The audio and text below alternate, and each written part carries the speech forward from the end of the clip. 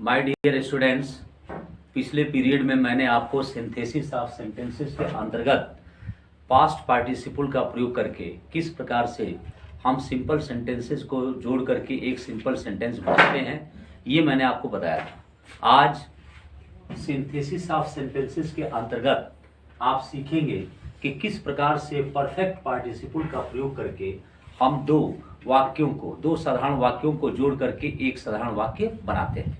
देखिए, perfect participle का निर्माण हैविंग प्लस वर्ब का थर्ड फॉर्म के द्वारा होता है।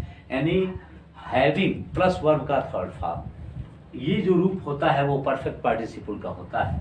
और इसी का पैसिव वॉइस के संदर्भ में having been plus verb third के द्वारा होता है इसका निर्माण। इसका प्रयोग वहां किया जाता है जहां पर एक कार्य पूरी तरह से संपन्न हो जाता है और फिर दूसरा कार्य संपन्न होता है।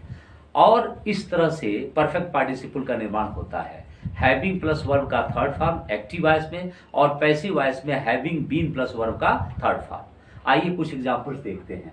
यहाँ मैंने वाक्यों के दो सेट सिंपल सेंटेंस लिखे हैं।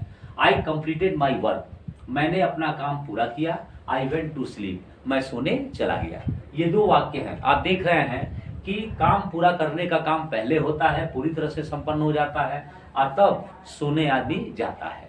यहाँ देखिए, ही रोट ए लेटर, उसने एक पत्र लिखा। ही टुक हिज बाथ, उसने अपना स्नान किया। यानी पत्र लिखने का कार्य पूरा कर लिया और उसके बाद से स्नान किया।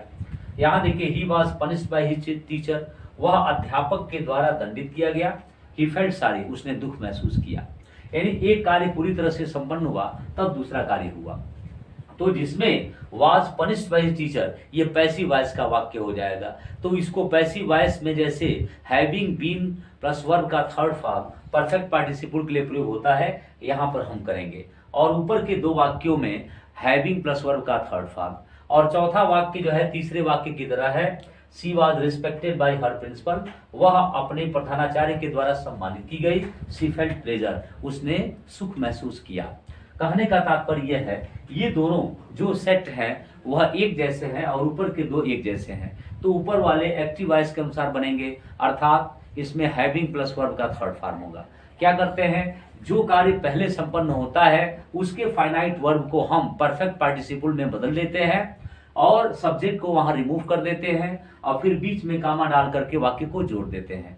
जैसे कह रहा है कि आई कंप्लीटेड माई वर्क, मैंने अपना काम पूरा किया। यह जो कंप्लीटेड है फाइनाइट वर्ब है, इसको बदल देंगे हैविंग प्लस वर्ब का थर्ड फॉर्म, अर्थात ये हो जाएगा हैविंग कंप्लीटेड माई वर्क कामा। और इस वाक्य में कोई परिवर्तन नहीं करेंगे, आई वेंट टू स्लीप। आगे देखिए, ही रोट ए लेटर, उसने एक पत्र लिखा। ही टुक हिज बाथ, उसने स्नान किया। क्या लिखेंगे, यह जो रोट है इसको हम वर्ब हैविंग प्लस वर्ब के थर्ड फॉर्म यानी कि परफेक्ट पार्टिसिपल में ले जाएंगे। ये हो जाएगा हैविंग प्लस वर्ब का थर्ड फॉर्म। राइट का थर्ड फॉर्म क्या होता है, written. Having written a letter comma he took his bath.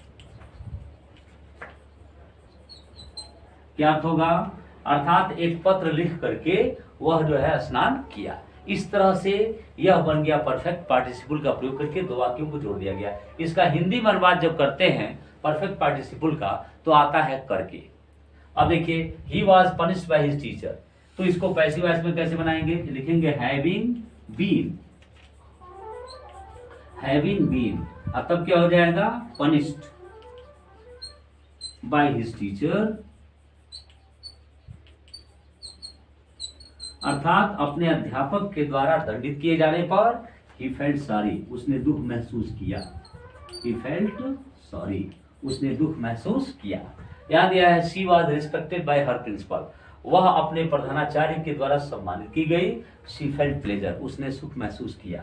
क्या हो जाएगा, हैविंग बीन, हैविंग बीन, तब हो जाएगा रिस्पेक्टेड बाय हर प्रिंसिपल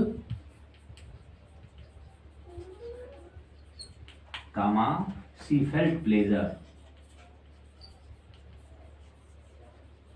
अर्थात अपने प्रधानाचार्य के द्वारा सम्मानित किए जाने पर उसने सुख महसूस किया। इस तरह से हमने आपको परफेक्ट पार्टिसिपल का प्रयोग करके किस तरह से दो वाक्यों को जोड़ते हैं उसका नियम हमने आपको बताया। इसके आगे फिर कल हम प्रकाश डालेंगे। धन्यवाद।